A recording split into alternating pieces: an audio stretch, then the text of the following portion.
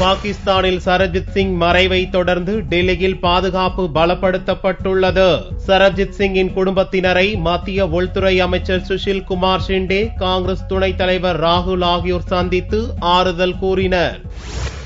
சரப்ஜித் சிங் மறைவு தொடர்பாக பிரதமர் மன்மோகன் சிங் வெளியிட்டுள்ள இரங்கல் செய்தியில் சரப்ஜித் சிங்கை இந்தியாவின் வீர திருமகன் என்று புகழாரம் சூட்டியுள்ளார். கொடூர தாக்குதலுக்கு காரணமான கிரிமினல்கள் சட்டத்தின் முன் நிறுத்தப்பட வேண்டும் எனவும் பிரதமர் வலியுறுத்தியுள்ளார்.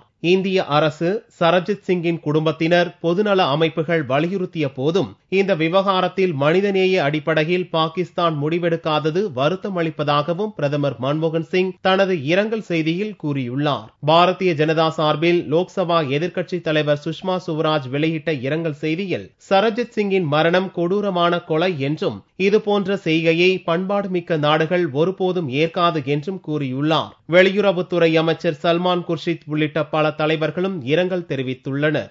The ministry, we are issuing a statement of deep regret. We are extremely anguished. Prime Minister. Congress துணைத் தலைவர் ராகுல், உள்துறை அமைச்சர் சுஷில் குமார் ஷிண்டே ஆகியோர் டெல்லியில் சரப்ஜித் சிங்கின் சகோதரி தல்பீர் கவுர் மற்றும் குடும்பத்தினரை சந்தித்து ஆறுதல் கூறினார். சரப்ஜித் சிங்கின் கொலை குறித்து உரிய விசாரணையை பாகிஸ்தான் அரசு மேற்கொள்ள வேண்டுமென இந்திய அரசும் பஞ்சாப் மாநில அரசும் வலியுறுத்தியுள்ள அதே வேளையில் சரப்ஜித் சிங்குக்கு தியாகி அந்தஸ்து வழங்கப்படுவதோடு அரசு மரியாதையுடன் உடல் அடக்கம் நடத்தப்பட வேண்டுமென குடும்பத்தினர் வலியுறுத்தியுள்ளதாக தேசிய தாழ்த்தப்பட்டோர் ஆணைய துணைத் தலைவர் ராஜ்குமார் வர்மா தெரிவித்தார். சரப்ஜித் சிங்கின் மரணத்தை தொடர்ந்து தலைநகர் டெல்லியில் அசம்பாவித சம்பவங்கள் நிகழக்கூடும் என்பதால் பார்லிமெண்ட் உள்ளிட்ட முக்கிய பகுதிகளில் பாதுகாப்பு பலப்படுத்தப்பட்டுள்ளது.